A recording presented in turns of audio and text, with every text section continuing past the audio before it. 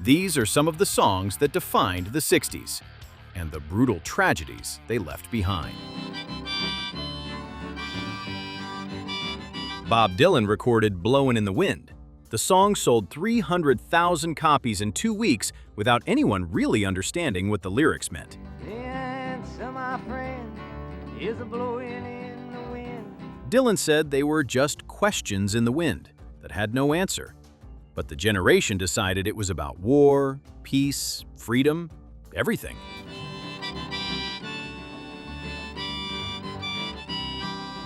Dylan was the guy the youth followed to places he didn't want to go, being called the voice of the generation, when he just wanted to sing blues and live far from that role.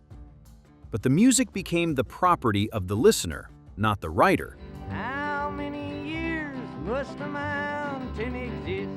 Dylan became the voice of a generation unintentionally, but while he was expanding the public's mind with complex lyrics, James Brown entered a studio in Cincinnati to change the world in another way, through rhythmic pounding. The thing, ow, like the boomerang. James Brown entered a Cincinnati studio in 1965 and recorded Papa's Got a Brand New Bag. See what you know, that's what you use to play on. It took 2 minutes and 6 seconds, the bass pulling the rhythm in a way that sounded wrong to those accustomed to the standard. The engineer thought it was a recording error, that the bassist had lost the beat. James explained that it was supposed to be like that. Papa's got a brand new bag. There, he defined the sound that would later be called funk, without yet using that name. He called it groove, feeling. He became the father of funk, of hip-hop, of everything that came after, and was recognized as such while still alive. He died in 2006 at 73 years old. He left behind a fortune entangled in legal disputes and years of legal conflicts. The invention of a man who changed the rhythm of music. Papa's a nurse way. The next group, however, didn't want composure. They wanted to break everything in sight in London.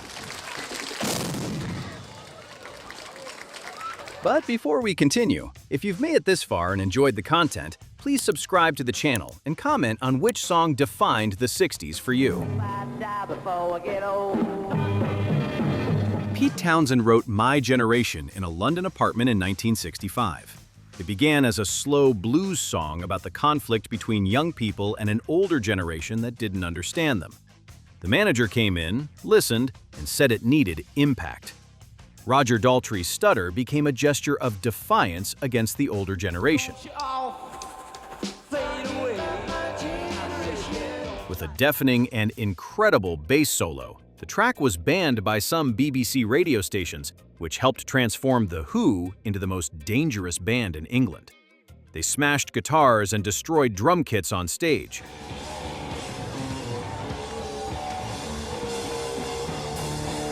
But Keith Moon died of an overdose at 32, and bassist John Entwistle died of a heart attack in a Las Vegas hotel.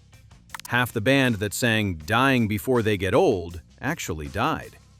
But the biggest revolution of the decade was born from a riff that a guitarist recorded right after waking up in the middle of the night. Keith Richards woke up in a hotel in 1965, recorded the riff for Satisfaction on a portable tape recorder, and went back to sleep. He initially thought the song was weak. Mick Jagger later found the tape, and the Stones recorded the song, which became a #1 hit and helped popularize the use of distorted guitar in the mainstream.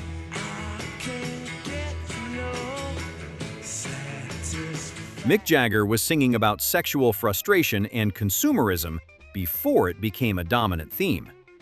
4 years later, in 1969, they played at Altamont. Meredith Hunter, an 18-year-old black youth, was stabbed in front of the stage by members of the Hells Angels while the Stones were playing Under My Thumb.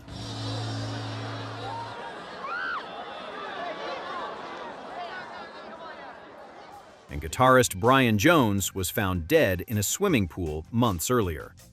The Stones' hippie dream ended in blood.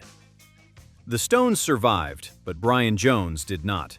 While they moved on, the Los Angeles police cracked down on hippies on the Sunset Strip, and the sound of batons became a symbol of that moment. Children, what's that sound? Everybody look what's going down. Buffalo Springfield recorded For What It's Worth in 1966.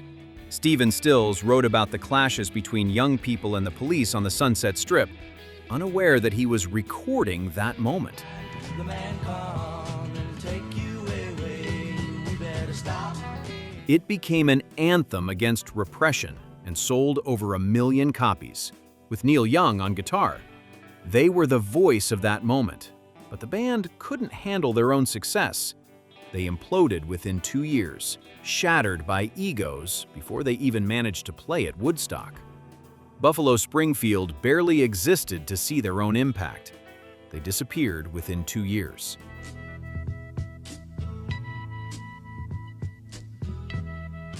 But the next band decided they weren't going to hide. They challenged American TV censorship live and ended up banned. In 1967, Robbie Krieger wrote Light My Fire at age 21. But it was Jim Morrison who transformed it into a 7-minute ritual.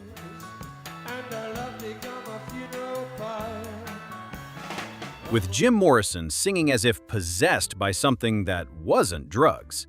On The Ed Sullivan Show, the production demanded that Morrison not sing the word higher.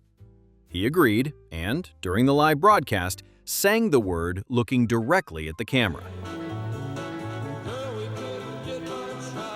The Doors were banned from the show.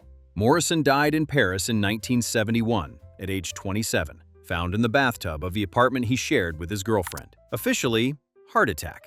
Nobody knows for sure. There are theories of overdose, murder, that he is alive somewhere. Morrison died fleeing his own myth.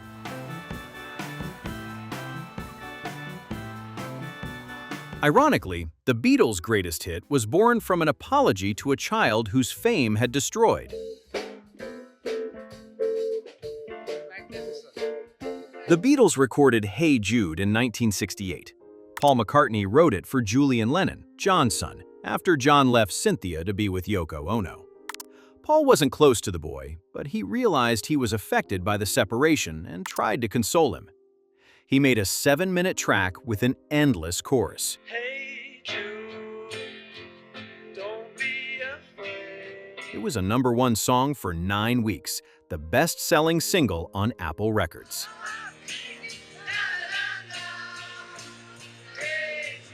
2 years later, the Beatles broke up. John was murdered in 1980, while Paul was knighted. Julian had a distant relationship with his father, growing up watching his Uncle Paul on television singing a song written for him.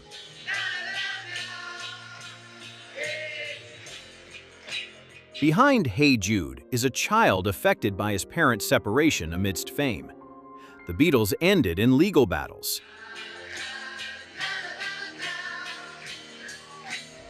'60s rock was the most real thing that ever happened in music, but the price to make it real was too high for those on stage. If you've made it this far and enjoyed the video, leave a like, subscribe to the channel, and comment on which of these songs was part of your life.